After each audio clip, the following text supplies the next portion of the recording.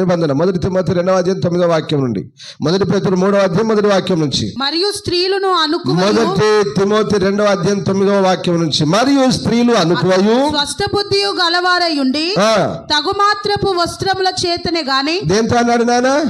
దీనికి తేడా తెలియట్లేదురా కొందరికి. సేవకురాళ్లకు సేవకులకు అర్థం కావట్లేదు. ఇది తగినంత వస్త్రం అన్నాడా, తగినంత అలంకారం అన్నాడా బిడ్డ? వస్త్రం అన్నాడా, అలంకారం అన్నాడా? తగు మాత్రపు వస్త్రముల చేతనే గాని అంటే అర్థమైంది. ఇక్కడికి బ్రేక్. ఇక ఇంతే, నీకు తగినంత వస్త్రాలే గాని ఇంకేమీ వేసుకోవద్దు అనే కదా అర్థం.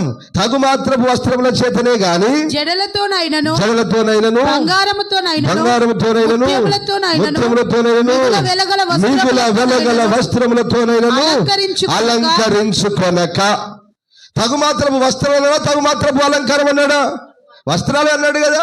వెండి బంగారం వెలగలిగినటువంటి ముత్యములతో అలంకరించుకొనక అన్నాడు కదా. అంటే వద్దనే కదా అని చెప్పింది. మరి ఎట్లా అలంకరించుకుంటావు?